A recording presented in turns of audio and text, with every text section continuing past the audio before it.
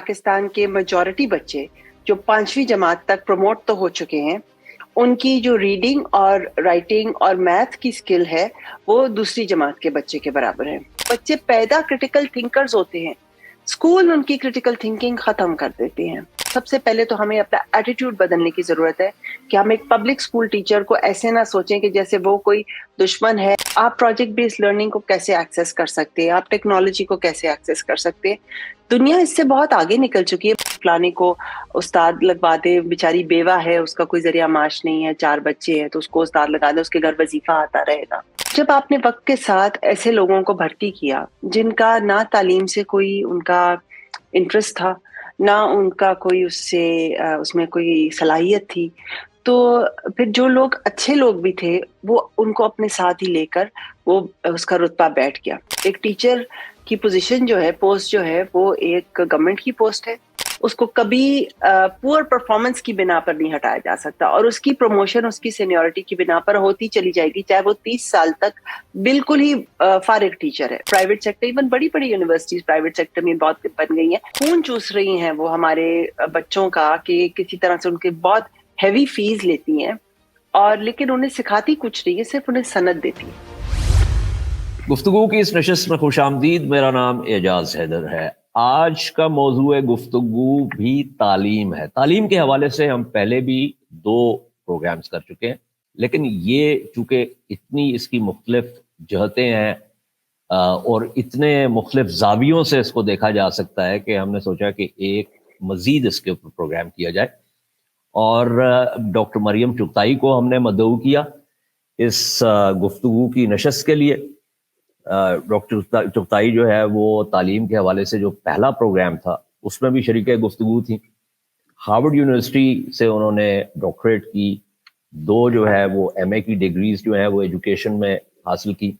اس کے بعد 2015 میں جب پاکستان واپس تشریف لائیں تو Lahore university of management sciences میں انہوں نے اسکول آف ایجوکیشن، یعنی تعلیم کے حوالے سے جو اسکول ہے جو کہ خصوصی طور پہ تعلیم اور اس کے مسائل کے حوالے سے جہاں پہ تحقیق ہوتی ہے، اس کو سیٹ اپ کیا. اور آج کل ڈائریکٹر ہیں نیشنل کریکولم کاؤنسل کی، اور یہ وفاقی حکومت میں جو منسٹری آف ایجوکیشن ہے، تعلیم کی جو وزارت ہے، اس کے ساتھ منسلک ہیں. اس میں تھوڑا سا اگر ہم گفتگو کے شروع میں کچھ پیمانے وضع کر لیں، یعنی آئین نے آرٹیکل 25A میں یہ کہا کہ جی ہر بچے کا بنیادی حق ہے تعلیم. یعنی یہ جو حکومت ہے یہ ایک خاص سطح تک ہر بچے کو تعلیم جو ہے وہ دے گی، کیونکہ یہ اس بچے کا حق ہے. اچھا، اب بہت سی گفتگو ہوتی ہے اس حوالے سے کہ ایک تعداد ہے غالباً بہت بڑی بچوں کی جو کہ اسکول سے باہر ہیں.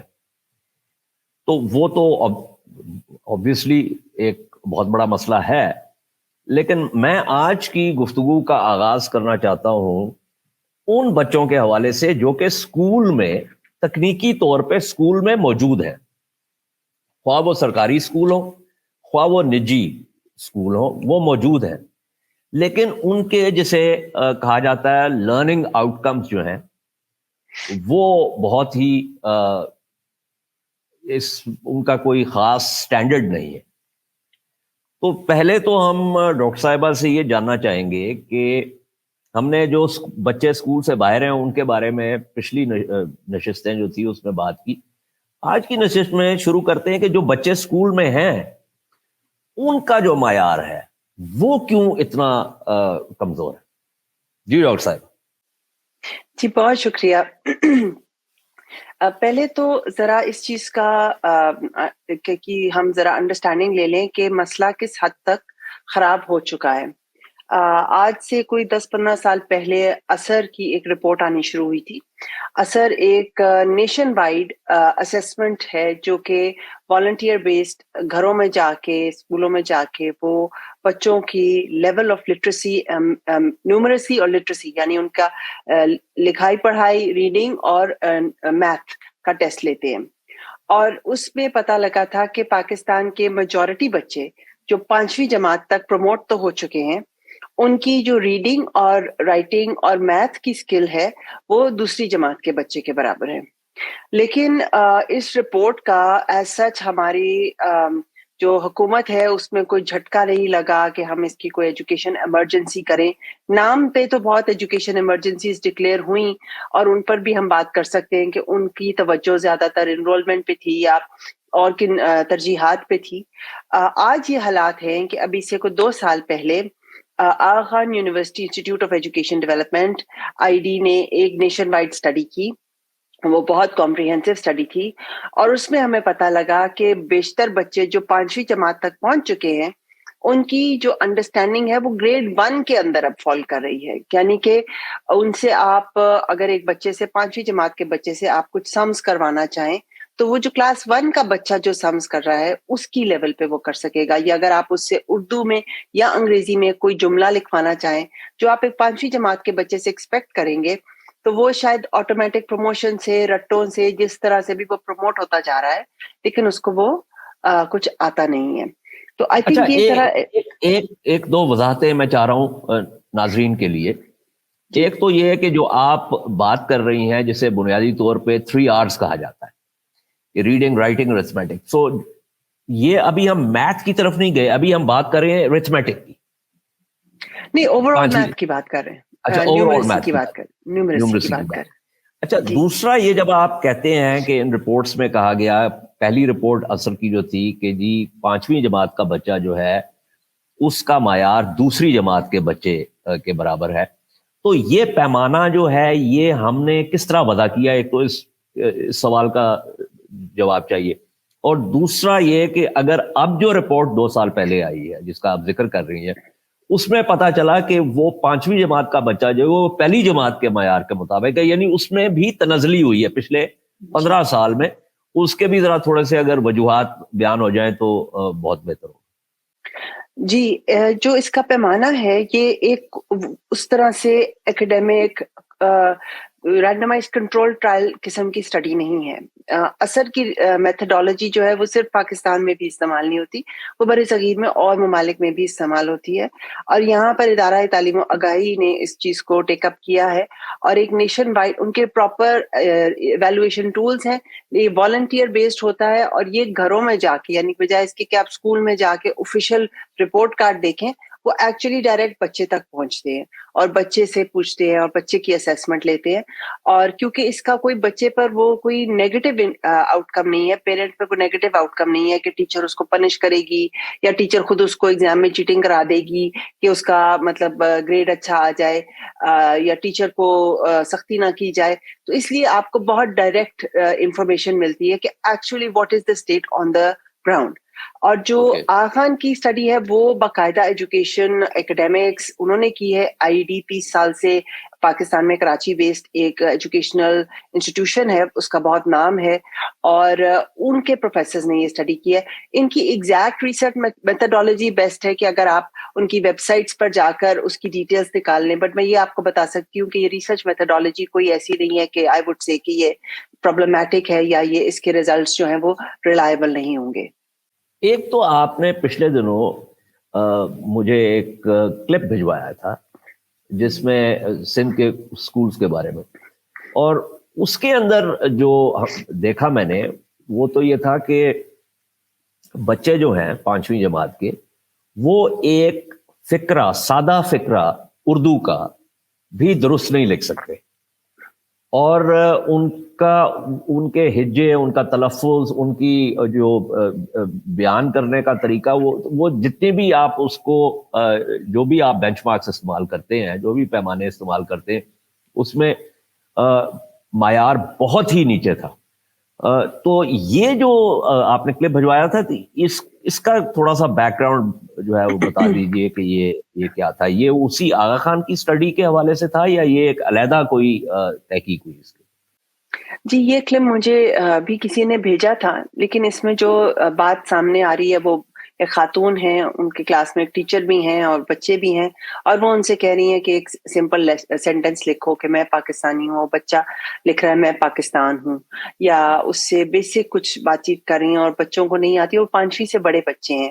تو اس طرح کی بہت ساری ویڈیوز ہیں، اور بلکہ آپ کو ویڈیوز بنانے کی بھی ضرورت نہیں ہے، آپ کسی بھی پبلک اسکول میں چلے جائیں تو. لیکن اس کلپ میں جو ایک اور چیز ہے جو میرا خیال ہے جس کی طرف امیڈیٹلی نظر نہیں جاتی، پر جو میرے حساب سے ایز این ایجوکیشن ایکسپرٹ میرے حساب سے بہت امپورٹنٹ ہے، because it points to the problem. اس میں ایک خاتون جو کہ دیکھنے میں زیادہ اچھی بیک گراؤنڈ کی ہیں، پڑھی لکھی ہیں، وہ ایک کلاس روم میں جاتی ہیں اور وہاں پر وہ بچوں سے سوال جواب کرتی ہیں، اور وہ ٹیچر کو اس چیز کا ذمہ دار ٹھہراتی ہے کہ آپ نے ان بچوں کو کیوں نہیں پڑھایا. اور پھر اس کلپ میں بڑا سینسیشنلائز کیا ہے کہ ٹیچر نے پہلے کہا کہ نہیں میں تو اردو پڑھاتا ہوں، اور جب بچوں نے اس پہ بہت پورلی پرفارم کیا تو ٹیچر جو ہے وہ اس کو، وہ جو خاتون گئی ہیں وہ کہہ رہی ہیں کہ آپ نے تو کہا تھا کہ اردو ہے، اور وہ ٹیچر کہہ رہے ہیں نہیں میں اردو نہیں، اردو تو کوئی اور تھی. تو مطلب اس کا ٹوٹل فوکس جو ہے وہ اس پہ کر دیا کہ یہ ہمارے پبلک اسکول ٹیچر کا قصور ہے کہ وہ صحیح نہیں پڑھا رہا. میں اس اپروچ سے نہ صرف اختلاف کرتی ہوں، بلکہ میں اس اپروچ کو ہماری یہ current state of affairs in education میں اس کا ذمہ دار ٹھہراتی ہوں، کیونکہ ہم نے ہمیشہ ایک ایسی اپروچ لی ہے کہ ہم ایک پبلک اسکول ٹیچر کو دیکھتے ہیں کہ جیسے the public school teacher is the problem, اور اس کے علاوہ کسی کو کچھ کرنے کی ضرورت نہیں ہے، اور شاید وہ نکما ہے، شاید وہ انویلنگ ہے، شاید وہ بالکل ہی ٹرینیبل ہی نہیں ہے. آئی ایم شیور بہت سارے شعبے ہیں جہاں پہ کچھ خاص پرسنٹیج ایسے لوگوں کی ہوتی ہے جو کہ نہیں کچھ سیکھنا چاہتے، جو وہاں کسی طرح سے پہنچ چکے ہوتے ہیں. میرے ایکسپیرینس میں ہمارے پبلک اسکول ٹیچرز ان کو کبھی صحیح طرح سے موقع دیا ہی نہیں گیا، اور اگر انہیں پراپر عزت کے ساتھ موقع دیا جائے for them to unlearn how they have been, کیونکہ وہ بھی اسی سسٹم کے پڑھے ہوئے ہیں. اگر وہ ٹیچر ہی نہیں جانتا کہ انگریزی کیسے بولنی ہے، اور کتاب بھی انگریزی میں لکھی ہے، اور امتحان بھی انگریزی میں آنا ہے، اور آس پاس نہ کو اردو بھی ایک فورن لینگویج ہے اس بچے کے لیے، تو آپ اس ٹیچر سے ایکسپیکٹ کر رہے ہیں اور آپ ایک پوری ویڈیو بنا کے اس کو ذمہ دار ٹھہرا رہے ہیں. I think that is part of the problem. جو آپ نے پہلا آپ کا سوال تھا، جو پہلے میں اس طرف لے گئی بات کو کہ پہلے ذرا یہ دیکھ لیں کہ یہاں پر کتنی کو توڑ پھوڑ ہو چکی ہے تعلیمی نظام میں، اصلاحات کے لیے کیا کرنے کی ضرورت ہے. تو سب سے پہلے تو ہمیں اپنا ایٹیٹیوڈ بدلنے کی ضرورت ہے کہ ہم ایک پبلک اسکول ٹیچر کو ایسے نہ سوچیں کہ جیسے وہ کوئی دشمن ہے یا وہ کوئی ایک ایسی چیز ہے جس کو آپ ٹرین نہیں کر سکتے. نہیں، یہ اچھا نقطہ آپ نے اٹھایا. یہ تو بہرحال میرے خیال میں آپ بھی اس بات سے اتفاق کریں گی کہ اساتذہ کو ٹریننگ کی تو ضرورت ہے، کیونکہ تعلیم کے حوالے سے جو جدید تحقیق ہوتی رہتی ہے اور ہر وقت ہی ہو رہی ہوتی ہے، نفسیاتی عوامل کے حوالے سے بھی اور عوامل کے حوالے سے بھی، تو ظاہر ہے وہ جب تک ان تک وہ تحقیق نہیں پہنچے گی، یا وہ جو اصول جو وضع کیے گئے ہیں اس تحقیق کے نتیجے میں ان کا جب تک اطلاق نہیں ہوگا، اس وقت تک ظاہر ہے لرننگ آؤٹ کمز جو ہیں وہ بھی وہ ہوں گے. باقی یہ بات بالکل درست ہے کہ جیسے ہم نے پچھلے پروگرام میں بھی بات کی تھی کہ اس میں گھر کے ماحول کا بھی ایک بہت گہرا اثر ہے، جو جس معاشرتی اس میں جسے آپ ملیو کہتے ہیں اس میں بھی جو بچہ رہ رہا ہے اس کا بھی ایک بہت گہرا اثر اس کے اوپر پڑتا ہے. تو مختلف اس میں محرکات ہیں اور کسی ایک کے اوپر جو ہے وہ ذمہ داری نہیں ڈالی جا سکتی. لیکن مجھے یہ بتائیے کہ میں نے جب آپ کے ساتھ پروگرام کیا تھا اس وقت بھی، اور پھر میں نے ڈاکٹر معید یوسف کے ساتھ تعلیم پہ دوسرا پروگرام کیا تھا، اس میں ایک نقطہ دونوں پروگرامز میں یہ سامنے آیا تھا کہ کرٹیکل تھنکنگ کیسے ڈیولپ کی جائے. اچھا، اب یہ ساری گفتگو کے بعد تو مجھے یہ لگ رہا ہے کہ جب ہم کرٹیکل تھنکنگ کی بات کرتے ہیں تو ایک شخص جو کہ ابھی ایک بچہ جو ابھی اٹھ کے چلنے کے قابل نہیں ہے، ہم اسے کہہ رہے ہیں کہ تم دوڑنا بھاگنا شروع کر دو. تو یہ تو یعنی اگر بنیادی چیزیں ہی ابھی تک اتنی ٹوٹی پھوٹی ہے تو ان میں کیا، چونکہ آپ کا جو ہے ایک ڈائریکٹ تعلق بھی ہے، حالانکہ یہ تعلیم کا جو معاملہ ہے یہ صوبوں کی بنیادی طور پہ پرزرو ہے، لیکن فیڈرل جو منسٹری ہے وہ گائیڈ بھی کرتی ہے. تو اس میں کیا چیزیں ہو سکتی ہیں؟ یہ کچھ آپ لوگوں نے ٹیکنالوجی کے حوالے سے بھی کچھ بات چیت تو ہوتی رہی کہ بھئی اس کو اسکیل پہ کیسے جو ہے وہ کیا جا سکتا ہے استعمال، اس سے ایجوکیشن کا معیار جو ہے تعلیم کا وہ کیسے بڑھایا جا سکتا ہے. تو یہ ذرا اس کے حوالے سے تھوڑی سی بات کریں کہ مطلب کرنا کیا ہے اس سارے معاملے میں. جی، کریٹیکل تھنکنگ ایک ایسی چیز ہے جو ایکچولی چھوٹا بچہ جب سٹارٹ کرتا ہے، 1 سال کا 2 سال کا بچہ، تو اس کا دماغ اس طرح سے سیٹ ہوتا ہے کہ وہ ایک کھلونے کو یا ہر چیز کو وہ چھیڑا چھاڑی کرتا ہے. وہ اس کو دیکھتا ہے کہ اگر ایسے کرو تو کیا ہوگا، ایسے کرو تو کیا ہوگا. یہ ہماری ان بلٹ چیز ہے. As human beings we are play full, we are creative. ہمیں تخلیق یہ چیزیں ہماری بڑی جو ہماری ڈی این اے ہے اس کا حصہ ہیں. ہمارے اسکولز البتہ اس ساری چیز کو ختم کر دیتے ہیں، اور اسکولز جب ہر بچے کو یونیفارم پہنا کے ایک ہی کلاس میں ایک ہی طرح بیٹھ کے سوال پوچھنے کو برا سمجھتے ہیں، غلط جواب دینے پہ بچے کو ڈانٹتے ہیں، اور بالکل بھی جو آپ کا ایک سیٹ باؤنڈریز ہیں ان کو کسی طرح سے بھی وائلیٹ کرنے پر ہم اس کو بہت بچے کو منع کرتے ہیں کہ یہ غلط بات ہے. آف کورس کچھ حدیں ہیں جو بچوں کو سکھانی چاہیے، لیکن جب آپ اس کو زندگی کے اس کے 12 جو سب سے امپورٹنٹ تعلیم کے سال ہیں اس میں آپ اس کو ڈال دیتے ہیں، تو بچے پیدا کریٹیکل تھنکرز ہوتے ہیں. اسکول ان کی کریٹیکل تھنکنگ ختم کر دیتے ہیں. ایون یعنی وہ گھروں گھر پر میں بھی کھلونے سے کھیل رہا ہے یا کھیل رہی ہے، اپنی کہانی بنا رہی ہے، اور جس کو آپ نے کہا کہ تحقیق بھی ہے، تخلیق بھی ہے، چیزوں کو توڑ بھی رہی ہے، جوڑ بھی رہی ہے. اور وہ سارا جو ہے وہ یو ایبسولوٹلی رائٹ کہ وہ آپ کے ڈی این اے کا حصہ ہے.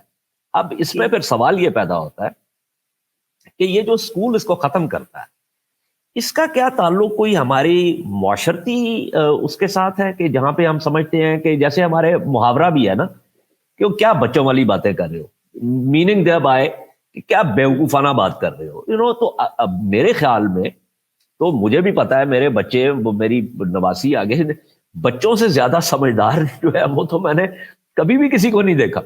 بڑے جو ہیں، جن کی ہماری عمریں گزر گئی ہیں، ہم لوگ زندگی میں بے شمار بے وقوفیاں ابھی بھی کرتے ہیں، لیکن بچے تو بہت جو ہے وہ تخلیق کار ہوتے ہیں، وہ بالکل بے وقوف نہیں ہوتے.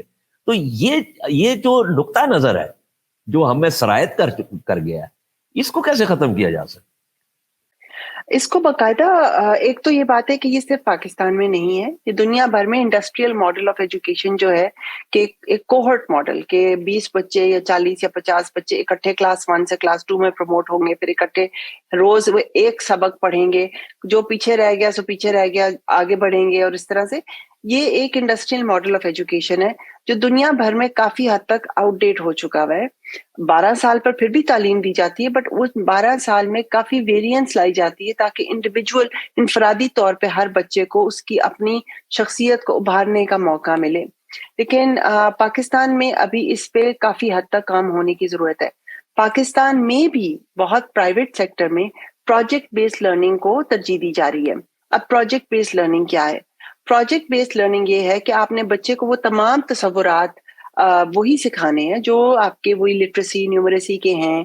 آپ نے اس کو سوشل اسٹڈیز بھی پڑھانی ہے، آپ نے اس کو مذہب بھی پڑھانا ہے، آپ نے اس کو زبانیں بھی پڑھانی ہے. لیکن یہ تمام تر چیزیں آپ اس کو کسی نہ کسی ایسے پروجیکٹ کے تھرو سکھاتے ہیں کہ بچے نے اپنے ہاتھ کو استعمال کرتے ہوئے، اپنے ذہن کو استعمال کرتے ہوئے اور اپنی ایموشنز کو استعمال کرتے ہوئے اس نے اس لرننگ آؤٹ کم تک پہنچتا ہے. ہماری بلومز ٹیکسونومی جو ہماری ایک بہت اسٹینڈرڈ وہ ہے، مطلب آپ کہیں ایک فریم ورک ہے لرننگ کا، اس کے اندر 3 ڈومینز ہیں جو میں نے ابھی آپ کو کہے. کوگنیٹو جو آپ کے دماغ سے ریلیٹڈ ہے، بچے کے دماغ سے ریلیٹڈ ہے.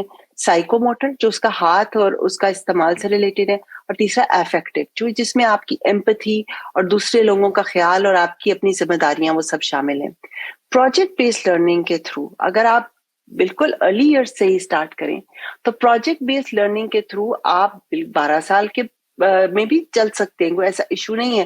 لیکن اس پہ ہر بچے کے پاس ایک تھوڑی جگہ ہوتی ہے کہ اس پروجیکٹ میں یہ میرا پروجیکٹ ہے، میں نے اس میں کس طرح سے اس چیز کو ایکسپریس کیا ہے. اور پروجیکٹ بیس لرننگ میں شفٹ کی طرف شفٹ لے کر آنا اتنا کو مشکل کام نہیں ہے. یہ صرف اس چیز پر ڈپینڈ کرتا ہے کہ ہماری حکومت میں اور ہمارے پیرنٹس میں اس چیز کی ڈیمانڈ پیدا ہو کہ کیا یہ چیز واقعی ہماری رسائی میں ہے، اور اگر ہے تو یہ اسکیل پر کیوں نہیں کی جا رہی. ٹھیک. تو ابھی یہ جو سوال میں نے کیا تھا ٹیکنالوجی کے استعمال کے حوالے سے کہ اس سے تعلیم کا معیار کیسے بڑھایا جا سکتا ہے، تو ایک تو یہ اہم سوال ہے. دوسرا سوال اس کے ساتھ یہ جڑا ہوا ہے کہ اگر ہم ٹیکنالوجی کی بات کرتے ہیں تو اس تک رسائی جو ہے، جیسے ایکسس ٹو ٹیکنالوجی، اس کی وجہ سے جو ایک ڈسپیرٹی ہے، جو ایک تفریق ہے، کیونکہ ظاہر ہے اس کے بیچ میں جو آپ کا ایک اکنامک انکم سٹیٹس جو ہے اس کے ایشوز آ جاتے ہیں، جو آپ کے اربن ایریاز میں یعنی ہارٹ آف لاہور میں مثال کے طور پہ جو سکولز ہیں جن کے پاس انڈاؤمنٹ زیادہ ہیں یا جو فیس مطلب پرائیویٹ سیکٹر میں، کیا سرکاری اسکول اس کا مقابلہ کر سکتے ہیں؟ اسی طرح کیا جو پیری اربن یا رورل ایریاز میں جو اسکول ہیں وہ اس کا مقابلہ کر سکتے ہیں؟ تو یہ بہت سی چیزیں ہیں کہ ایک طرف یہ ضروری ہے کہ آپ ٹیکنالوجی کا استعمال کریں، دوسری طرف پھر یہ تفریق کے معاملات جو ہے یہ سامنے اٹھ کھڑے ہوتے ہیں. تو اس کے حوالے سے ذرا ہمیں تھوڑا سا بتائیے. اچھا، یہ ایک بالکل ایک مت ہے کہ ٹیکنالوجی جو ہے یہ پرانے زمانے میں جب کمپیوٹر لیبز اور وہ سب تھا تو ظاہر ہے یہ اس پہ بات تھی کہ یہ بہت ہارڈ ویئر جو ہے وہ بہت ایکسپینسو ہے. لیکن اب اتنا کمپیوٹر کی ہارڈ ویئر پر کہ ایک ڈیسک ٹاپ ہو اور وہ سب کچھ ہو اور بجلی، اس پر اب ریلائنس وقت کے ساتھ ختم ہو گئی ہے. میں آپ کو مثال دیتی ہوں. پروجیکٹ بیس لرننگ کی بات ہو رہی ہے. پروجیکٹ بیس لرننگ بہت سارے ڈفرینٹ میتھڈس آف ٹیچنگ میں آف پیڈاگوجی میں ہوتے ہیں. ایک اس کا بہت جو ورلڈ اوور فیمس اس کی جو آرگنائزیشن ہے وہ IB انٹرنیشنل بیکلوریٹ آرگنائزیشن ہے، IBO. اور اس کے حساب سے پاکستان میں کچھ سکولز بھی ہیں جو IB سکولز ہیں. پاکستان میں پرائیویٹ سیکٹر نے IB سکول کو ایک وہ بنا لیا ہے، ایک طریقہ بنا لیا ہے پیسے کمانے کا. مثال کے طور پہ ایک IB سکول ایک ریگولر سکول ہے، اس نے کہہ دیا کہ وہ اب IB سکول ہے اور وہ ایک بچے سے پر منتھ 80,000 روپیز 80,000 روپیہ چارج کرتے ہیں کہ ہم IB میتھڈالوجی پڑھا رہے ہیں. اور وہ یہ جو آپ نے بات کی نا، اس کانسیپٹ کو فیڈ کرتے ہیں کہ ہم کو بہت ایسی چیز کرا رہے ہیں جو بہت ایکسپینسو ہے، جس کے لیے بہت چیزیں درکار ہیں اور سب.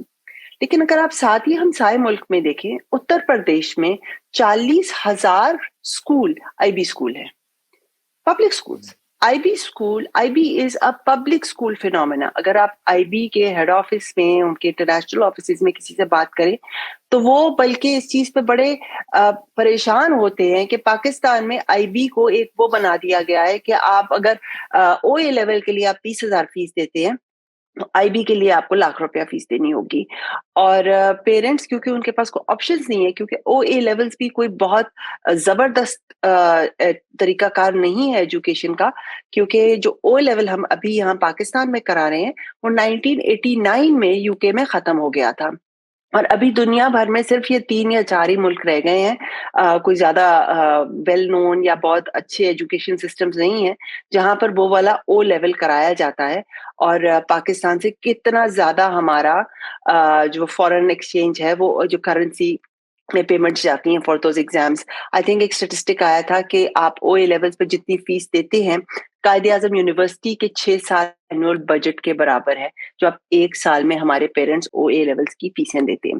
تو دا پوائنٹ از کہ یہ جو ایک مونیٹائزیشن آف ایجوکیشن ہو گئی ہے پرائیویٹ سیکٹر میں، اس کا یہ میں اس بات سے آپ کی لنک کر رہی ہوں جو ایک ذہن میں ہے کہ اگر آپ ایک مراعات یافتہ طبقے سے نہیں ہیں تو آپ پروجیکٹ بیس لرننگ کو کیسے ایکسیس کر سکتے ہیں، آپ ٹیکنالوجی کو کیسے ایکسیس کر سکتے ہیں. دنیا اس سے بہت آگے نکل چکی ہے، بلکہ دنیا کیا ہمارے آس پاس کے ممالک بہت آگے نکل چکے ہیں اس میں کہ ایک پروجیکٹ بیس لرننگ ایک لو کاسٹ ریسورس کے اسکول میں بھی، مطلب ہم یہ کیوں نہیں سوچ رہے کہ ہمارے مدارس IB بیسڈ ہوں، جو مدارس میں پروجیکٹ بیس لرننگ کی بنا پہ جو مدارس کی ترجیحات ہیں، جو ہمارا نیشنل کریکلم ہے وہ بھی پڑھائیں اور ایک مدرسے کے کانٹیکس کے حساب سے بچے کو دین کی کانسیپٹ بیس لرننگ دے. تو یہ بالکل سوچی جا سکتی ہیں باتیں. اب دوسری بات آپ کی یہ کہ کیا اس کا ٹیکنالوجی میں اس کا کیا طریقہ کار ہے.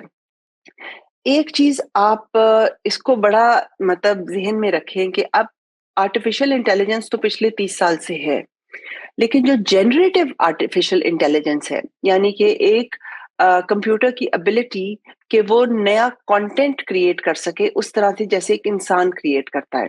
مثال کے طور پہ چیٹ جی پی ٹی اب ایک پورا اسکرپٹ تیار کر سکتا ہے. چیٹ جی پی ٹی میں ایک ٹیچر جو پہلے بیٹھ کے لیسن پلان بناتا تھا اس پہ کتنا گھنٹے 2 گھنٹے 2 دن لگاتا تھا 2 ہفتے لگاتا تھا، اب آپ وہ چیٹ جی پی ٹی میں جا کے لکھیں گے تو lesson plan with in 2 minutes وہ آپ کو بنا کر دے دے گا. تو یہ جو ابیلٹی ہے جنریٹو اے آئی کہ وہ جنریٹ کر سکے یا وہ امیجز بنا سکے، وہ میوزک بنا سکے اس طرح سے، یہ ایک اتنی بڑی ڈسرپشن ہے. یہ اتنی کو بڑی ڈسرپشن ہے کہ جب انٹرنیٹ آیا تھا تو اس سے جس طرح سے ہماری زندگیاں بدلی ہیں یہ اتنی ہی بڑی، کم از کم اتنی ہی بڑی ڈسرپشن ہے ایجوکیشن میں. اور اگر آپ نے اس آرٹیفیشل انٹیلیجنس کو فلی ایمبریس نہ کیا، اس طرح سے نہیں کہ جو کام آپ آلریڈی کر رہے ہیں بس اس کو آپ ٹیکنالوجی سے جلدی کروا لیں.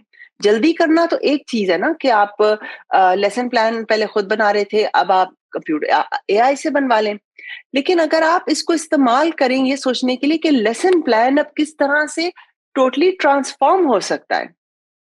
مثال کے طور پر آپ کے پاس پہلے ایک میپ ہوتا تھا، نقشہ ہوتا تھا جس سے آپ ایک جگہ سے دوسری جگہ جاتے تھے.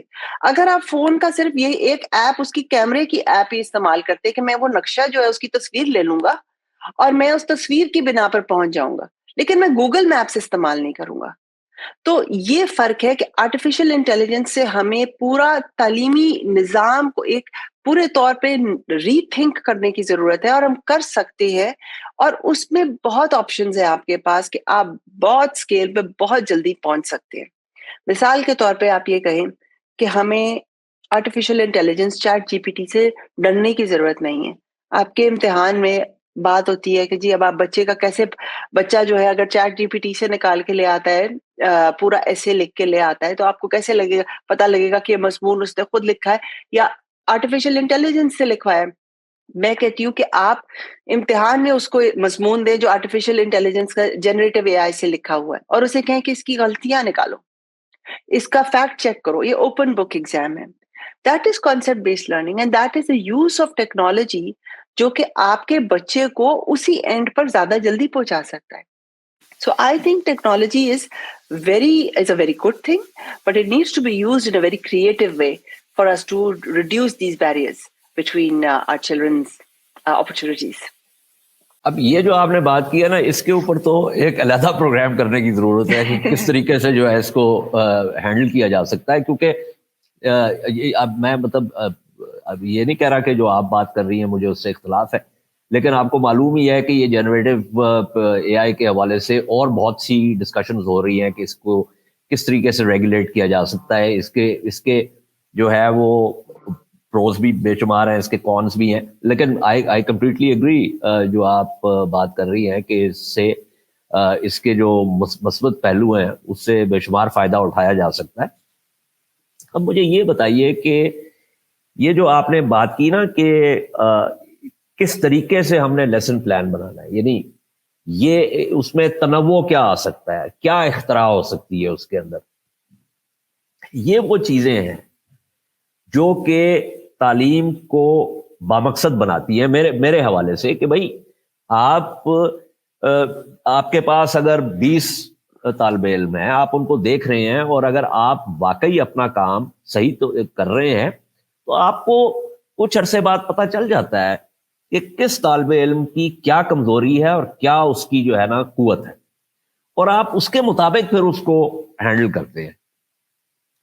لیکن یہ چیز جو ہے اس کے لیے ضروری یہ ہے کہ یہاں پہ ایک آپ کا ایک پورا ماحول ایسا ہونا چاہیے.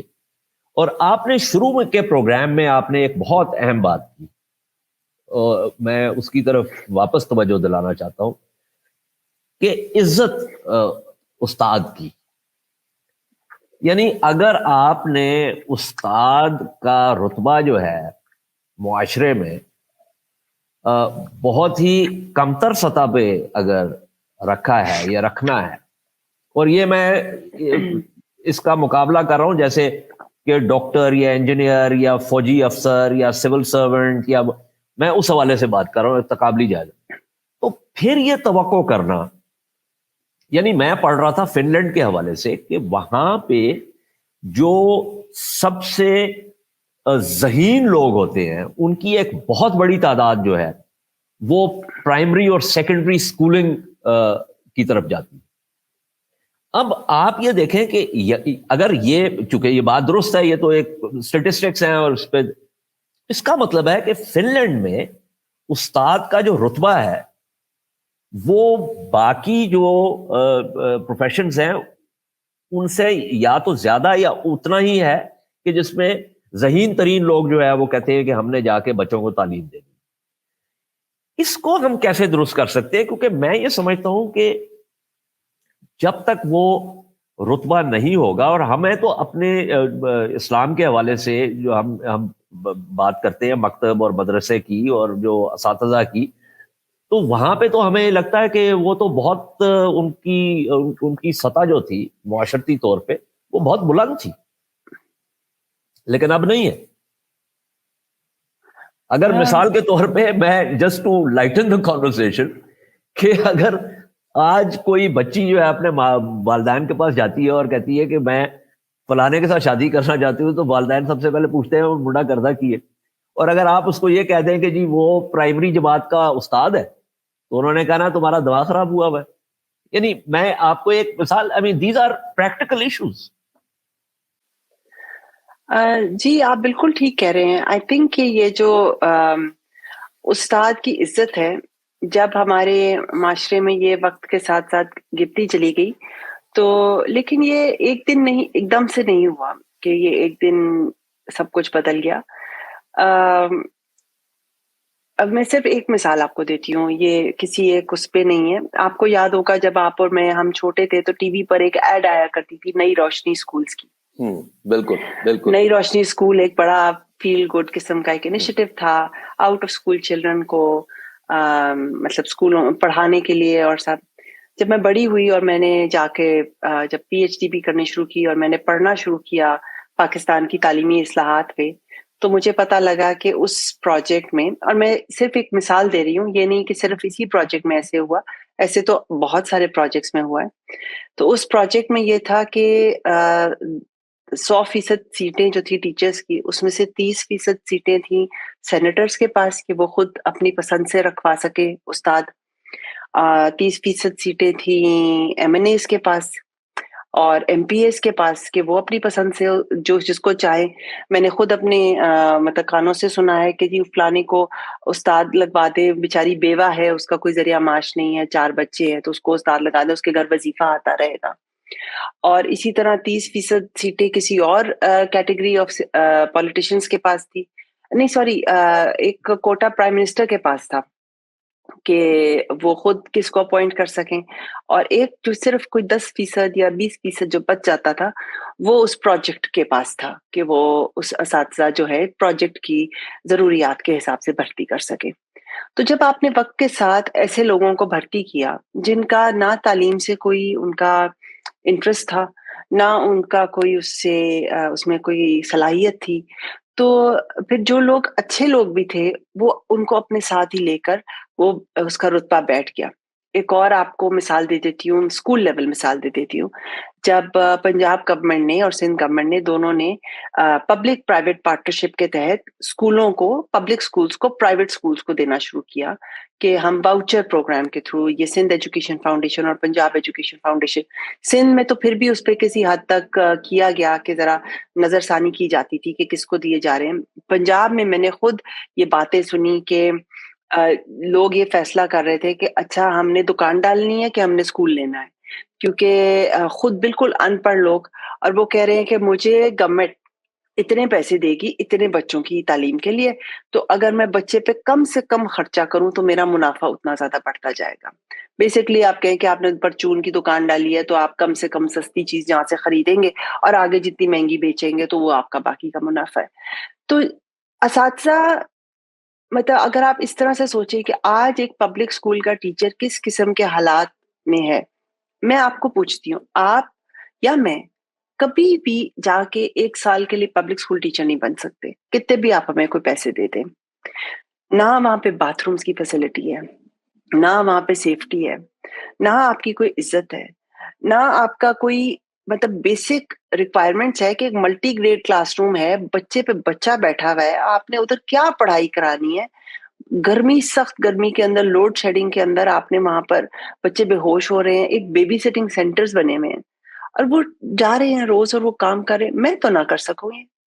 تو ہمیں تھوڑا سا ایک دوسرے کو نا ذرا جاننے کی ضرورت ہے کہ ہمارے جو اساتذہ ہیں جو پبلک سیکٹر میں کام کر رہے ہیں، ان ساری چیزوں کے باوجود کام کر رہے ہیں، تو وہ بھی پاکستانی ہیں اور ان کو ہمیں ساتھ لے کر چلنا ہے. اور میں سمجھتی ہوں کہ اگر یہ جو سیاسی اس کے اندر انٹرفیئرنس رہی ہے اس کو ہم کم کریں اور اساتذہ میں مطلب کوئی ریڈیکل چینج لانے کی ضرورت نہیں کہ لمز اور آئی بی اے کے بچے فوراً چلے جائیں اسکولوں میں.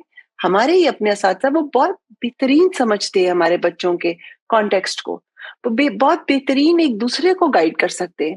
لیکن بس یہ اس کو اس طرح سے سوچنے کی بات ہے کہ اگر آپ ان کے ساتھ اس طرح کریں کہ اس میں پولیٹیکل انٹرفیئرنس کام کریں اور ان کے لیے پیسے کی بات نہیں ہے، ان کے لیے فیسلٹیز بہتر کریں، ان کا کام کرنا، ان کی پیشہ ورانہ تربیت جو ہے وہ اس طرح سے نہ ہو کہ بس بٹھا کے پڑھا دیا، سرٹیفکیٹ پڑھا دیا. یہ جو ڈاکٹر بھائی آپ نے جو بات کی نا، اس میں جو ایجوکیشن، جو تعلیم کے جو بورڈز ہیں ان کے حوالے سے بھی بہت بات سنی جاتی ہے کہ وہاں پہ بھی جو اس قسم کی رخنہ سازی ہے یہ بہت زیادہ ہوتی ہے اور یہ سیاسی در اندازی بھی ہوتی ہے اس کے اندر.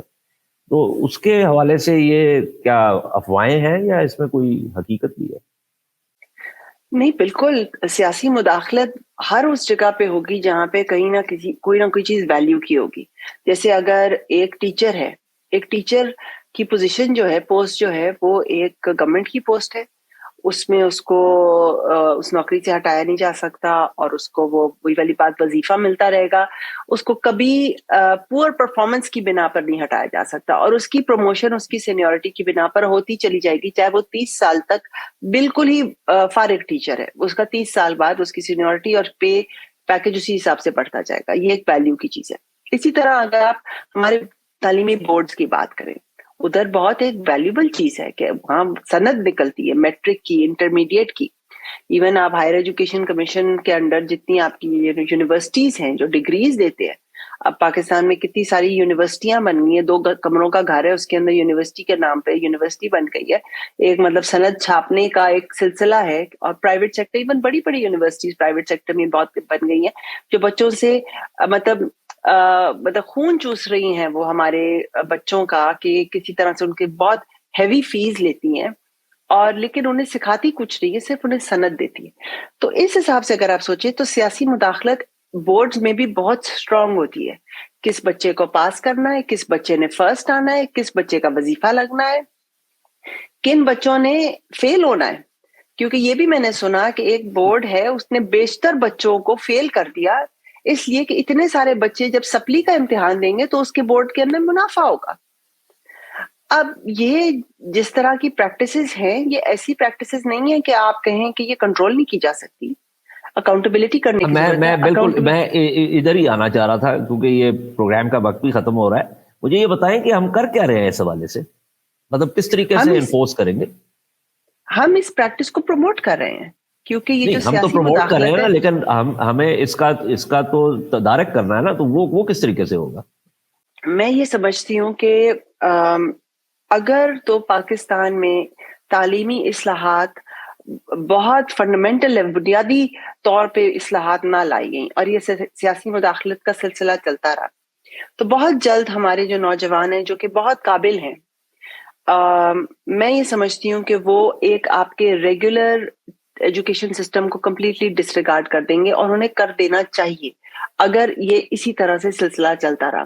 اور انہیں چاہیے کہ وہ جیسے ابھی بھی آن لائن جا کے کورسز کرتے ہیں، آن لائن سرٹیفکیشنز لیتے ہیں، ایڈیکس کی لیتے ہیں، کورسیرا کی لیتے ہیں، بہت ساری سرٹیفکیشنز لیتے ہیں، سکلز لیتے ہیں، ایون لینگویج سیکھتے ہیں اور وہ اس کریڈینشل کی بنا پر ان جو انٹرنیشنل سند جو انہیں آن لائن مل جاتی اس کی بنا پر وہ جابز لیں گے.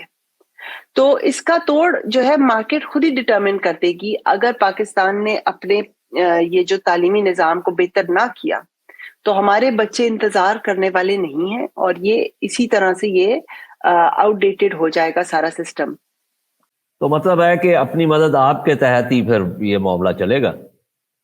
यानी बहुत ये देखे ना, ये ये अभी आपने जो बात की, इतनी भी बातें की, आपको और उसके आपके अलावा वो लोग जो इस शोबे से बिला वास्ता या बिल वास्ता मुंसलिक है, जो इसमें तहकीक भी करते हैं, उनको जाहिर है मालूम है इन चीज़ों का।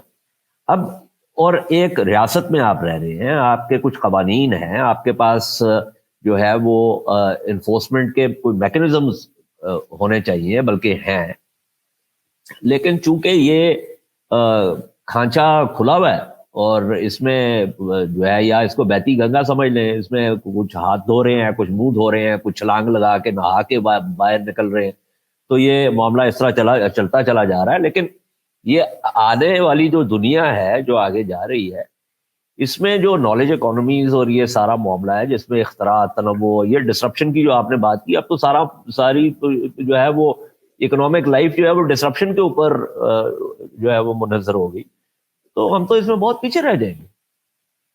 जी बिल्कुल, और ये मुझे बिल्कुल भी इसमें बताते हुए ये कोई बहुत मुश्किल चीज़ है मेरे लिए ये शेयर करना, क्योंकि बहुत सारे लोग हैं जो कोशिश कर रहे हैं कि हमारी तालीमी निज़ाम में बेहतरी आए। लेकिन ये कोई एक बंदे का, ये किसी एक प्रोजेक्ट का काम नहीं है। जब तक तमाम सियासी जमातें, अपने तमाम सियासतदान अपनी सियासी वाबस्तगियों से बालातर होके तालीमी इस्लाहात को एक बिल्कुल बुनियादी फोकस नहीं बनाएंगे, अगले 5-10 साल के लिए सिर्फ बना लें, बहुत बेहतरी आ सकती है। लेकिन अगर वो ऐसे नहीं करेंगे तो सूनर और लेटर हमारे नौजवान खुद ही इसका तोड़ निकाल लेंगे। लेकिन वो तोड़ निकालेंगे भी, लेकिन मुल्क जो है हमारा, साथ में हमसाए मुल्क इंडिया में, बांग्लादेश में, मैंने तो उत्तर प्रदेश की एक मिसाल दी है, दिल्ली शहर में कितने सारे स्कूल, IB स्कूल हैं। जब तक आप ये ट्रांजिशन नहीं लेकर आएंगे, तो ये जो आपने कहा कि इस बहती गंगा में, तो ये इंडेफिनिटली नहीं चलेगा। ये सिस्टम जो वो तो है बात दुरुस्त है, लेकिन देखे ना, जाएगा। मुझे ये नहीं समझ आती, मुझे ये नहीं समझ, मैंने फिनलैंड की बात की थी, सिंगापुर की भी बात की जा सकती है, साउथ कोरिया की बात की है, ये मैं उन ममालिक का जिक्र कर रहा हूँ जो कि यूरोप के और नॉर्थ अमेरिका के मुख्तलिफ ममालिक से कहीं ज्यादा आगे हैं। जापान की मिसाल ले सकते हैं, मतलब तालीम के हवाले से, और उनकी तो हम बात ही नहीं कर रहे। आपने जो बात की साख की, भाई हमसाए में देख लो, यानी मतलब मुझे कई दफा ये समझ नहीं आती कि चलो वहां पे भी बहुत सारे मसाइल हैं, करप्शन भी है, सब कुछ है, पॉलिटिकल इंटरफेरेंस भी होगी, सब कुछ होगा, लेकिन कुछ चीजें उन्होंने फैसला किया कि यार इनको हमने ठीक करना है। मतलब IITs बना लेना या तालीम के ऊपर एक तवज्जो देना, ये तमाम चीजें उन्होंने की, और उसका उनको फायदा भी हो रहा है, और बहुत फायदा आगे भी होता चला जाएगा। हम पता नहीं पहिया इजाद करने में लगे रहते हैं। लेकिन मैं आपको बिल्कुल दयानतदारी से ये बात करूंगा कि ये तालीम पे तीसरा प्रोग्राम है। हर प्रोग्राम के बाद जो है ना, मेरी यासियत में जो है वो इजाफा होता चला जाता है, और मुझे समझ नहीं आती कि ये ऊंट जो है ये किस करवट बैठेगा। और वो ठीक है, आपने दुरुस्त कहा कि जाहिर है जो नौजवान हैं उन्होंने तो अपना रास्ता निकालना है, जिस तरह पानी अपना रास्ता निकाल लेता है, उन्होंने भी निकाल, लेकिन उसमें हुकूमतों की और रियासत की तो कोई हाथ नहीं होगा। और मुझे तो लगता है जो मामलात हैं, शायद ये बेहतर ही है कि ये कोई इंटरफेरेंस ना करे और बच्चे खुद ही अपना रास्ता जो है वो तलाश कर ले। लेकिन बहुत बहुत शुक्रिया डॉक्टर मरियम चुगताई गुफ्तगू में शिरकत का। और थैंक यू सो मच। ये जो आपने बात की थी जनरेटिव आर्टिफिशियल इंटेलिजेंस के हवाले से, इस पे मौका मिलेगा तो इसके ऊपर भी हम प्रोग्राम करेंगे। नाज़रीन, ये आपने गुफ्तगू सुनी, अपना फीडबैक हमें जरूर दीजिएगा। मुझे आज की नशिस्त से इजाजत दीजिए और अपना बहुत ख्याल रखिए। खुदा हाफिज़।